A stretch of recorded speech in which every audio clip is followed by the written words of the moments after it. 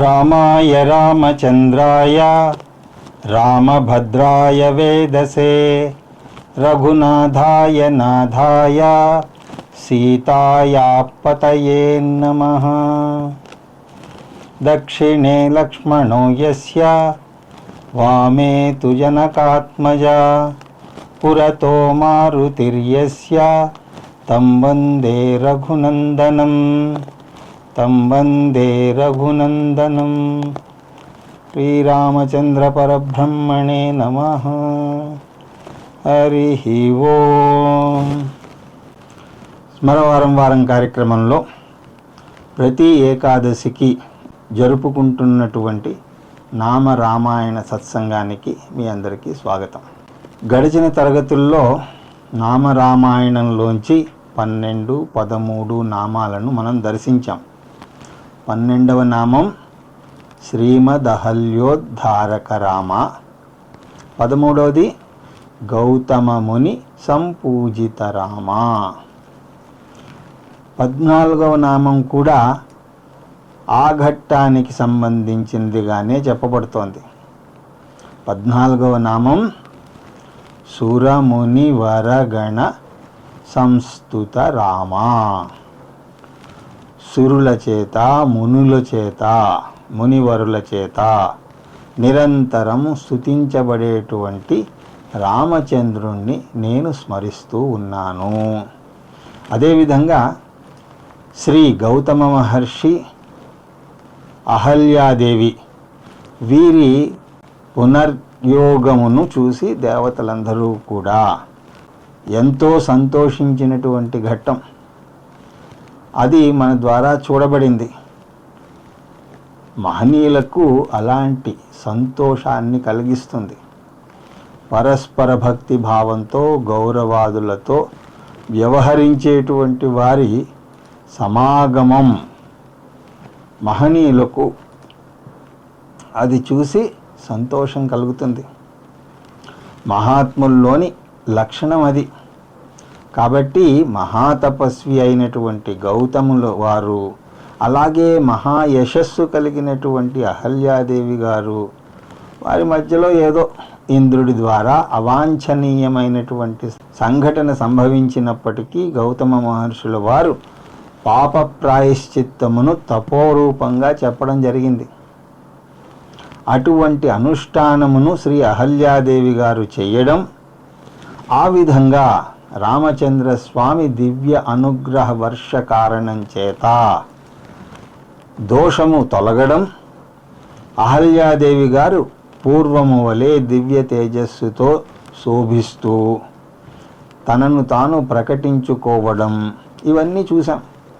అవి చూసి మనం ఎలా సంతోషపడ్డామో ఆ ఘట్టమును గౌతమ అహల్యాదేవి యొక్క పునర్యోగమును చూసి దేవతలు సంతోషించారు అని దీని యొక్క అర్థం. పునర్యోగమును చూసిన దేవతలు సంతోషించారు. దేవతలు అంటే ఎవరు? సుర శ్రేష్ఠ అంటే సురులలో శ్రేష్ఠులు, మునుల యందు శ్రేష్ఠులు. అటువంటి వారందరూ కూడా సంతోషించారు.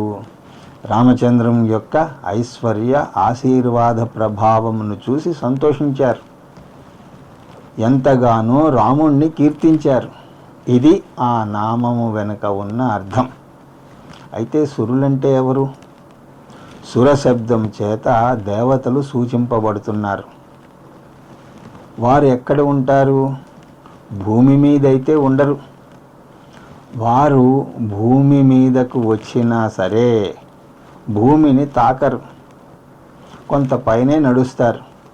భూ సంబంధితమైనటువంటి ఏది కూడా వారి శరీరాలను స్పృశించదు. ఈ విషయము నల్ల దమయంతి కథలో మీరు విని ఉంటారు.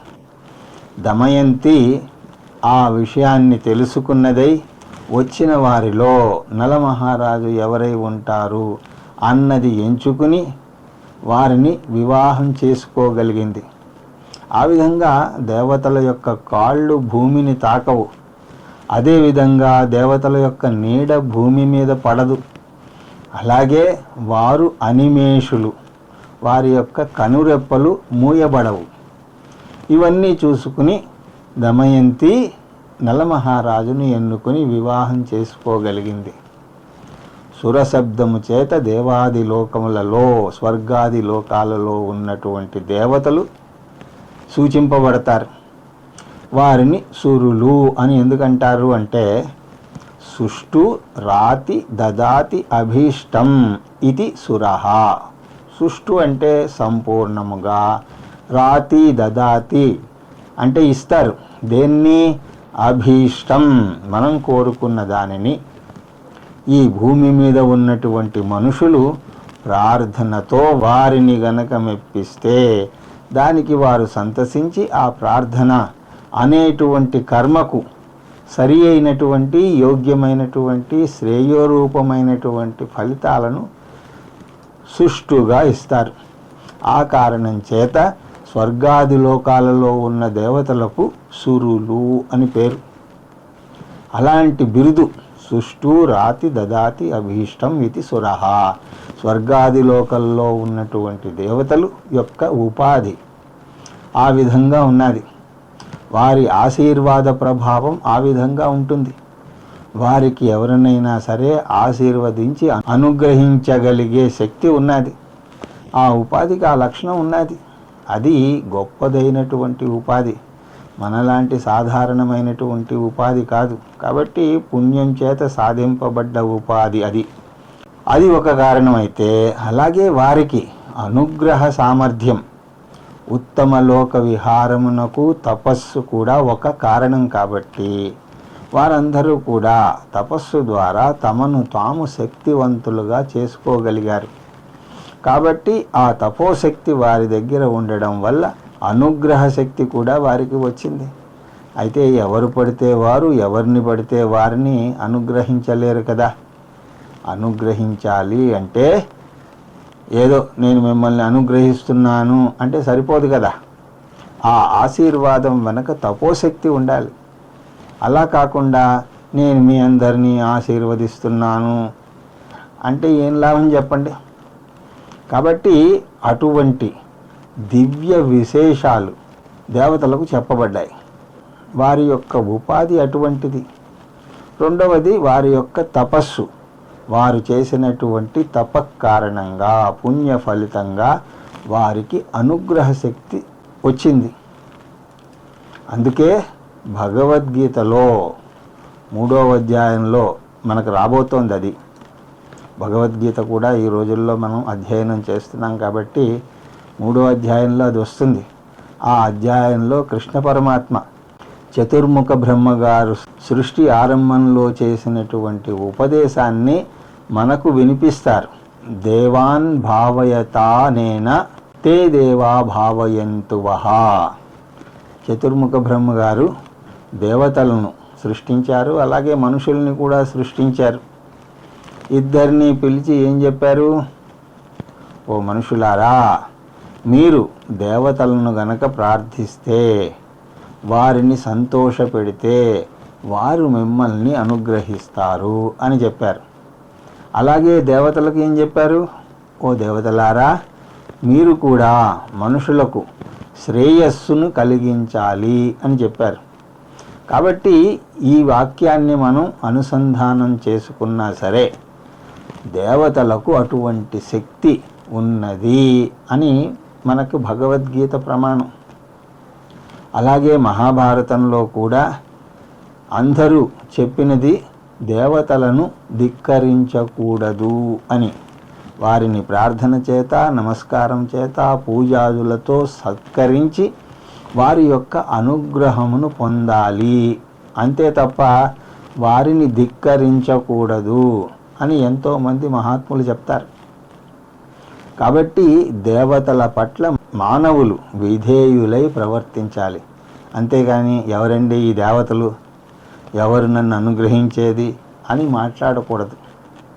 కారణం ఏమిటి అంటే, వారు గనక అనుగ్రహిస్తే జీవితంలో మనం వేటిని పొందాలి అని అనుకుంటున్నామో వాటన్నింటినీ కూడా సులభంగా మనం పొందవచ్చు. దేవతలకు అటువంటి శక్తి ఉన్నది, అటువంటి సామర్థ్యం ఉన్నది. కాబట్టి ప్రార్థన అన్నది వచ్చింది.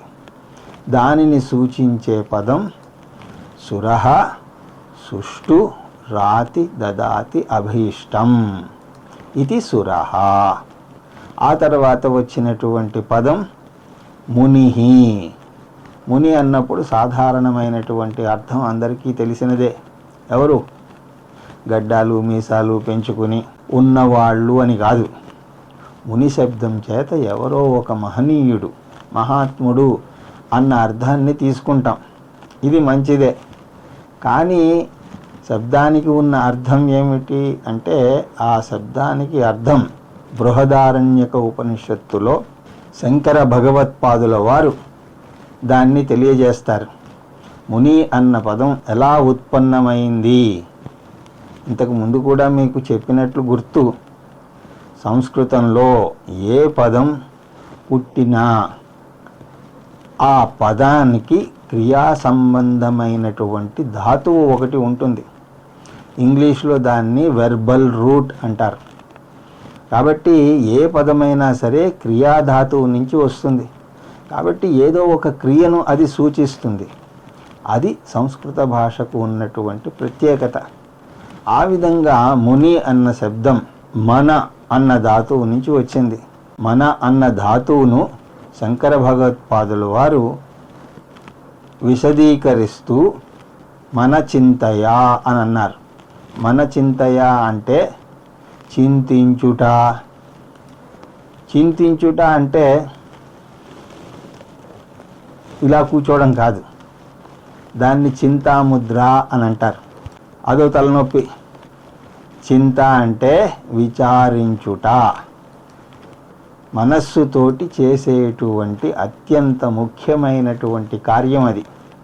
కాబట్టి మనుచింతయ అంటే ఒక విషయమును గూర్చి తదేకముగా చింతించుట, లోతుగా చింతించుట. అయితే మీరు అనొచ్చు, ఏమండి అదే గనక నిజమైతే మేమందరం కూడా మునులమే. ఎందుకంటే మేము ఏదో ఒకటి చింతిస్తూనే ఉంటాం. కొంతమందికి ఏ చింత లేదే అన్న చింత, అలాంటి వాళ్ళు కూడా ఉంటారు. కాబట్టి చింత లేకపోతే అదో చింత. వారిని గురించి చెప్పడం లేదు. మను చింతాయాం అన్నప్పుడు ఏదో ఒక గొప్పదైన విషయం గురించి చింతించడమే. అంతేగాని పక్కింట్లో గొడవ ఎందుకు జరుగుతోంది, మనకంటే బాగుపడుతున్న వారిని క్రిందకు ఎలాగలాగాలి, ఇలాంటి చింత కాదు. అంటే జీవితాన్ని మరింత దుర్భరం చేసుకునేటువంటి చింత కాదు. అలాంటి చింత వ్యర్థమైనటువంటి చింత అది కాదు. ఉత్తమమైనటువంటి విషయాన్ని మనసునందు పెట్టి ప్రయత్నపూర్వకంగా విచారణ చేయడం, అది విచారించడం అంటే. అయితే ఆలోచన, ఆందోళన అని అనుకుంటూ ఉంటాం కదా. అయితే తనకు తానుగా ఆలోచనలు వస్తూ ఉన్నప్పుడు అది ఆందోళన, అది ఆలోచన అవ్వదు. ఆలోచన అన్నప్పుడు దానిని నేను ఎంచుకోవాలి, నేను ఈ విషయం గురించి ఆలోచించాలి అని అన్నప్పుడు అది ఆలోచన అవుతుంది. ఆలోచించడం వేరు, ఆందోళన చెందడం వేరు. ఆ విధంగా ఆలోచన సామర్థ్యం ఎవరికి ఉన్నదో వారిని మనుషులు అని అంటారు. మనుష్య శబ్దం కూడా అక్కడి నుంచే వచ్చింది. మనిషి, మానవుడు అన్న పదం అక్కడి నుంచి వస్తుంది. ఎవరైతే తాను ఎన్నుకున్నటువంటి విషయమునందు పరిజ్ఞానాన్ని పొందేందుకై తన మనస్సును ప్రయోగపెట్టగలడో వాడు మనిషి. ఆ విధంగా మన చింతాయాం. ఆ తర్వాత మననాత్ముని, మననము వలన ఒకడు ముని అవుతున్నాడు. మననము వలన మునిత్వం వస్తుంది.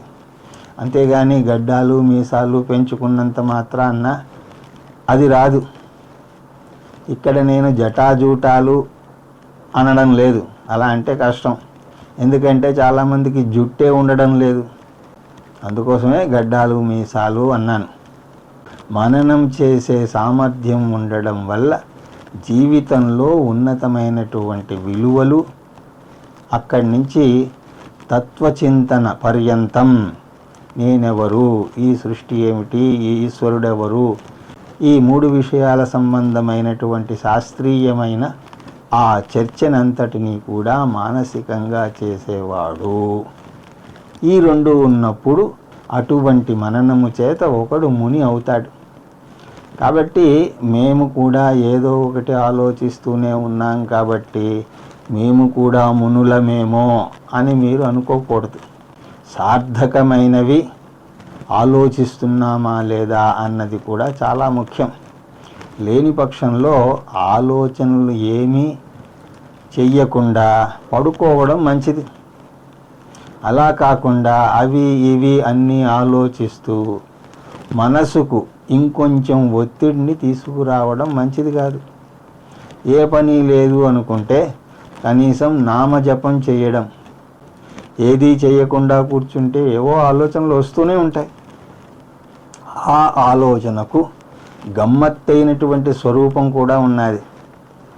ఒక ఆలోచనలోంచి ఇంకొక ఆలోచనలోకి ఎంత తొందరగా వెళ్ళిపోతామో మనకు కూడా తెలియదు. అది మీరు గమనించినట్లయితే చాలా గమ్మత్తుగా ఉంటుంది.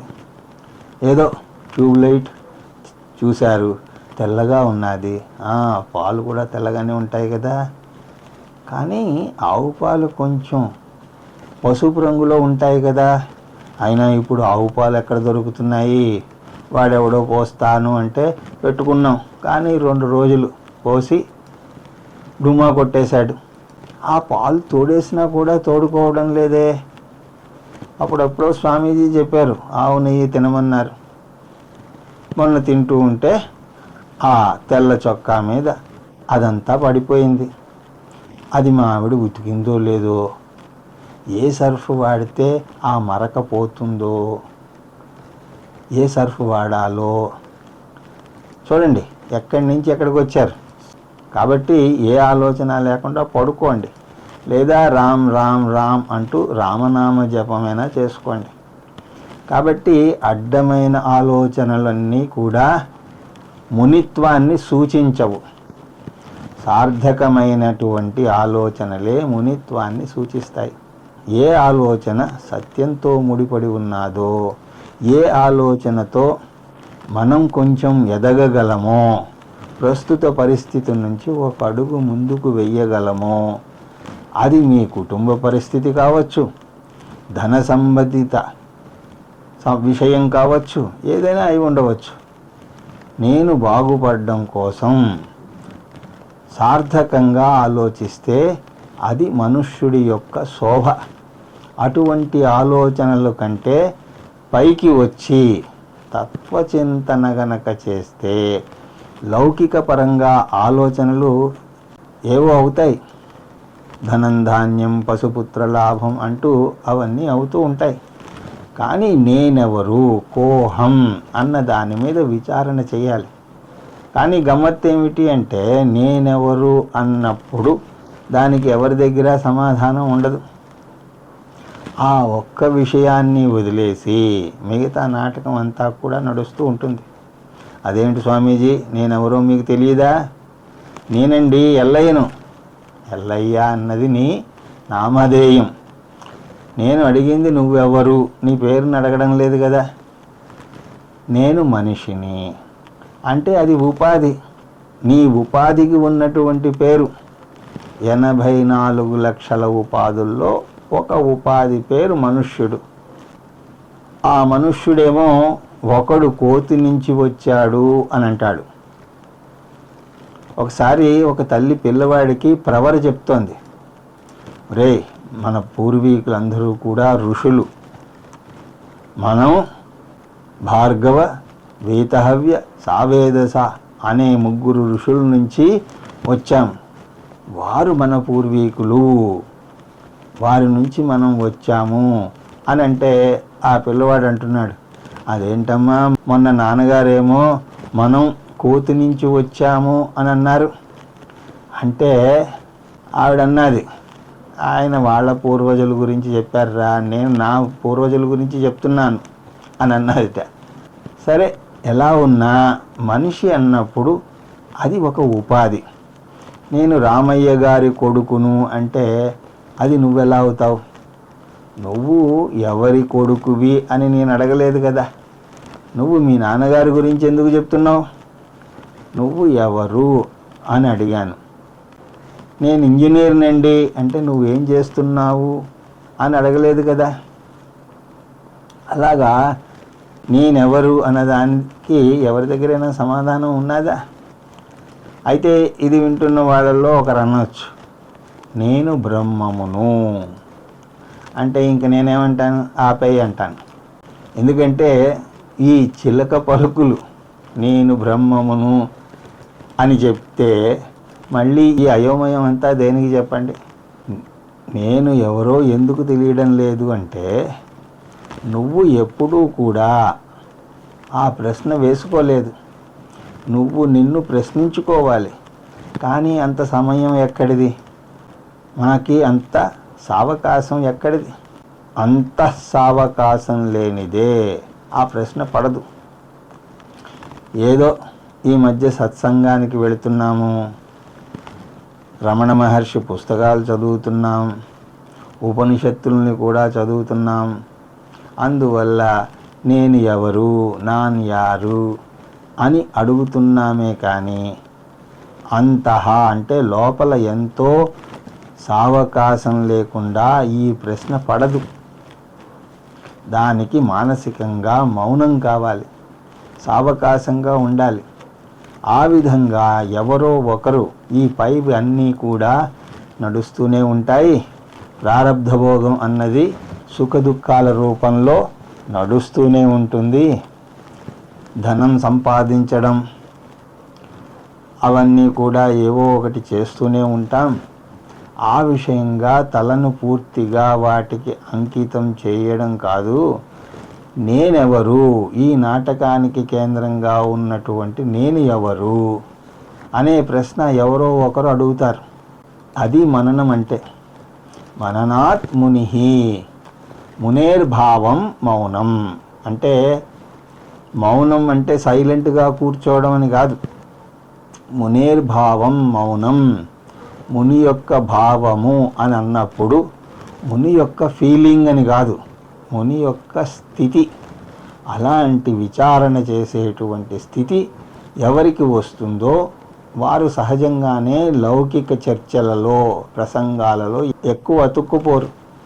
కాబట్టి వారు ఎక్కువగా మౌనంగా ఉంటారు. కాబట్టి మౌని యొక్క లక్షణం మౌనం. అక్కడ మౌనము అన్నప్పుడు శబ్దరాహిత్యము అని కాదు, అది సహజం. అంతేకాని ఈ సోమవారం శనివారం మౌనంగా ఉంటాను అంటూ ఏదో కాగితం పట్టుకుని దాని మీద కాఫీ, టిఫిన్, భోజనం అంటూ రాసుకుంటూ దాన్ని ఇంట్లో చూపిస్తూ ఇంట్లో వాళ్ళని సతాయిస్తూ ఉంటే వాళ్ళు కూడా అప్పుడే మిమ్మల్ని సతాయిస్తారు. ఎందుకంటే ఆ రోజే వాళ్ళకు కూడా ఛాన్స్ దొరుకుతుంది. మీరు ఏదో కావాలి అంటూ ఏదో అడుగుతారు, టీ అడుగుతారు, కానీ వాళ్ళు కావాలని సౌజ్ఞ చేస్తే పాలు తాగుతారా, బోర్నవిటా ఇమ్మంటారా అని అడుగుతారు.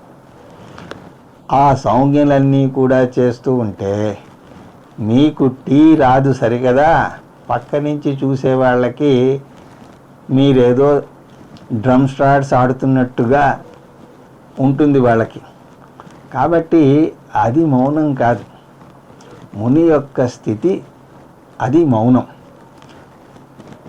మనసులో నేనెవరు, ఈ జగత్తు ఏమిటి, దీనిని గనక ఈశ్వరుడు సృష్టిస్తే అతను ఎవరు, ఆయనకు నాకు సంబంధం ఏమిటి, ఇలాంటి ఉత్తమమైనటువంటి జీవితాన్ని ఉద్ధరించే విషయముల పట్ల సంలగ్నత, విచారణ పరంపర ఎవరి దగ్గర ఉంటే వారు ముని. కాబట్టి వారికి సహజంగానే లౌకిక ఆసక్తి తక్కువగా ఉంటుంది. ఒక పనికి ఎంత ఆసక్తి చూపించాలో అంతే చూపిస్తారు. ఆ తర్వాత మళ్ళీ ఆ పని మీద ఆసక్తి ఉండదు. ఆ తర్వాత ఆ పని మీద ఆలోచించే ఆసక్తి వారి దగ్గర కనిపించదు. అటువంటి వ్యక్తి ముని. అయితే పెద్దలు ఏమన్నారంటే అలాంటి విచారణ శక్తిని పొందాలి అంటే మీరు మౌనాన్ని పాటించాలి అని కూడా అన్నారు. అది మనలాంటి సాధారణమైనటువంటి చిత్తదశ ఉన్నటువంటి వారికి. అప్పుడప్పుడు మనం అటువంటి సార్థక స్థితిని పొందెదనుగాక అని సంకల్పాన్ని పెట్టుకుని ఆ సంకల్పం నెరవేరడం కోసం మౌనంగా ఉన్నా కూడా అప్పుడు ఆ మౌనం నెమ్మదిగా మనస్సుని విచారణా దిశగా తీసుకువెళ్తుంది. ఆ మార్గం కూడా చెప్పబడింది. వివేక చూడామణిలో శంకర భగవత్పాదుల వారు యోగస్య ప్రథమం ద్వారం వాంగ్నిరోధః, యోగానికి మొట్టమొదట ద్వారం ఏమిటి అన్నప్పుడు వాక్కును నిరోధించడం యోగం అన్నారు. యోగము అనేటువంటి లక్ష్యాన్ని పెట్టుకుని మాట్లాడకుండా ఉండగలిగితే అది కూడా గొప్ప స్థితిని ఆవిష్కరిస్తుంది. వాస్తవానికి దాని వలన ఎంతో మానసిక శక్తి ఉత్పన్నమవుతుంది. మానసికంగా శక్తివంతులు అవుతారు. ఊహకి అందని మానసిక శక్తిని జాగృతం చేస్తుంది మౌనంగా ఉంటే. కాబట్టి ఆయా సందర్భాలలో మౌనం వహించడం కూడా యోగ అనుష్ఠానము. ఎందుకంటే అది ఒక నిర్దిష్టమైనటువంటి అభ్యాసముగానే అంగీకరించబడుతుంది. వీటన్నింటినీ కూడా ఒక చోటకి తెస్తే ముని శబ్దము చేత ఉత్తమమైన విచారణ చేసేటువంటి వాడు. కాబట్టి మననాత్ ముని మునిర్భావం మౌనం. ఇలాంటి దేవతల యందు మునుల యందు శ్రేష్ఠులైనటువంటి వారందరూ కూడా శ్రీరామచంద్రుణ్ణి స్తుతిస్తున్నారు. ఇక్కడ ఇంకో విధంగా కూడా చెప్పచ్చు. ఇలాంటి వారు శ్రీరామచంద్రుణ్ణే స్తుతిస్తారు. ఇంకొకరిని స్తుతించడం అంటే వారు 10 మందిని స్తుతిస్తూ 11వ వాడిగా రామచంద్రుణ్ణి స్తుతించడం కాదు. వారు శ్రీరాముడినే స్తుతిస్తారు. మనం ఏ విధంగా అయితే మన బంధుమిత్రులను భార్యాపిల్లలను స్తుతిస్తూ ఉంటామో అలా స్తుతిస్తూ ఉంటారు కొంతమంది. వారికి సహాయం చేసినటువంటి బంధువు ఎవరైనా ఉంటే ఆయనండి మహానుభావుడండి, ఎంత సహాయం చేశాడో చెప్పలేం అంటూ స్తుతిస్తారు. అలాగే భార్యను భర్త, భర్తను భార్య ఏదో నలుగురు ముందు స్తుతించక తప్పదు. లోగుట్టు పెరుమాళ్ళకెరిక, కానీ బయట స్తుతిస్తూనే ఉంటారు. అలాగే కొంతమంది తల్లిదండ్రుల్ని పిల్లల్ని కూడా స్తుతిస్తూ ఉంటారు. ఇక్కడ సారాంశంగా మీరు తీసుకుంటే మీరు గనక లౌకిక బాంధవ్యాలను అతిగా స్తుతిస్తే మీరు భగవంతుణ్ణి స్తుతించలేరు అన్నది భావంగా చెప్పుకోవచ్చు. ఇలా చెప్పినప్పుడు మీలో చాలామందికి అది నచ్చకపోవచ్చు. కానీ ఏ చిత్తము అయితే లౌకిక వ్యవహారమును స్తుతిస్తూ ఉన్నదో ఆ చిత్తము భగవంతుణ్ణి స్తుతించలేదు. అందుకే వివేకానంద స్వాముల వారు ఒకచోట ధనపిశాచమును భగవంతుణ్ణి ఒకే చోట కొలుచుట కుదరదు అని అన్నారు. ధనపిశాచము అంటే ఏమిటి? లౌకిక వ్యవహారం. ఆ విధంగా లౌకిక వ్యవహారమందు బాగా తలదూర్చి ఉన్నవాడు ఏ విధంగానూ పరమాత్ముణ్ణి స్తుతించలేరు. సురులు మునులు అలాంటి వారు కాదు. వారికి లౌకిక విషయాల పట్ల అంత ఆసక్తి ఉండదు. లౌకిక వ్యవహారం ఏదో చేశామా వదిలేశామా అన్నట్టు ఉంటారు. అరటిపండు తిన్నాక తొక్క పడేసినటువంటి వ్యవహారం. ఆ తొక్క గురించి ఏమైనా ఆలోచిస్తామా? అరటిపండు తినే వ్యవహారం అయిపోయింది. ఆ తర్వాత తొక్క గురించి ఆలోచించే ప్రసక్తే లేదు కదా. అందుచేత సురులు మునులు అలాంటి వారు కాబట్టి అప్రయత్నంగానే వారు భగవంతుణ్ణి స్తుతిస్తారు. మనం కూడా అప్పుడప్పుడు స్తుతిస్తాం. ఎప్పుడు అంటే భగవంతుడు మనకి ఏదైనా మేలు చేసినప్పుడు స్తుతిస్తాం. అది కూడా ఎక్కువసేపు ఏమీ చేయం. ఏదో కొంచెం సేపు ఏదో వ్యాపారంలో మనం అనుకున్న దానికంటే ఎక్కువ డబ్బు వచ్చింది. అప్పుడు ఆహా, దేవుడు ఎంత కరుణాత్ముడు, ఎంత దయాశాలి అనుకుంటూ ఏదో 2 రోజులు అనుకుంటాం. ఆ తర్వాత మర్చిపోతాం. ఆ తర్వాత దేవుడు ఒక్కడే కాదండి, నా శ్రమ కూడా ఎంత ఉందనుకుంటున్నారు, అది మీకు తెలియదు, నేను ఎంత కష్టపడ్డానో అని అంటారు. కానీ మహాత్ములు ఆ విధంగా కాదు. పక్క వాళ్ళకి మేలు జరిగినా కూడా ఆ లాభం ఈశ్వరుడి వల్ల కలిగింది అని ఈశ్వరుణ్ణి స్తుతిస్తారు. ఆ వ్యత్యాసాన్ని మీరు గమనించాలి.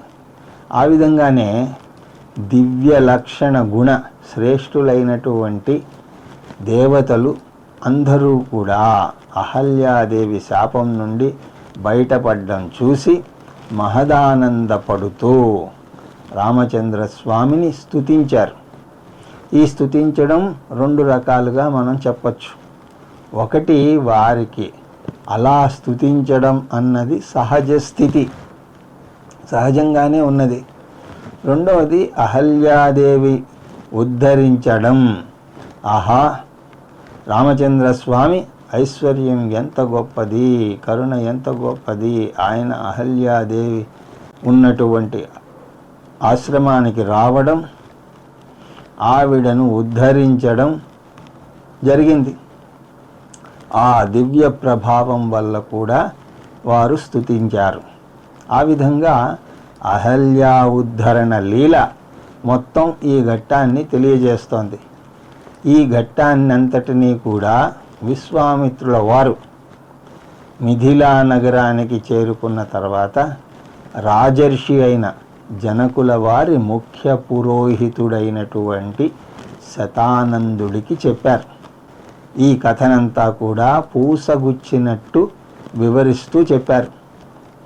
ఆ శతానందుడు అంటే జనకుల వారి పురోహితుడు, అలాగే అహల్యా గౌతమ ముని యొక్క పుత్రుడు ఆ శతానందుడు. అతను అడుగుతాడు, మీరు వస్తున్నప్పుడు గౌతమ ముని ఆశ్రమంలోంచి వస్తున్నారు కదా, మా నాన్నగారు ఒకరోజు రామచంద్రుల వారు ఇటు వస్తారు అని చెప్పారు, ఆ కథ ఆ విధంగానే జరిగిందా అని అడుగుతాడు. మా అమ్మగారికి శాప విమోచనం జరిగిందా, మా నాన్నగారు మళ్ళీ వచ్చారా అని అడిగినప్పుడు, నాయనా శతానంద, నేను చేయవలసినది అంతా కూడా ఒక్కొక్కటి చాలా జాగరూకతతో నేను చేశాను అని విశ్వామిత్రుల వారు అంటారు. అలాంటి ఘట్టంలో ఇదంతా కూడా స్మరింపబడింది. ఆ విధంగా 14వ నామమైనటువంటి సురముని వరగణ సంస్తుత రామ అన్న నామాన్ని మనం ఈరోజు దర్శించాం. తర్వాత నామం వచ్చే ఏకాదశి నాడు దర్శించదముగాక. హరి ఓం తత్సత్.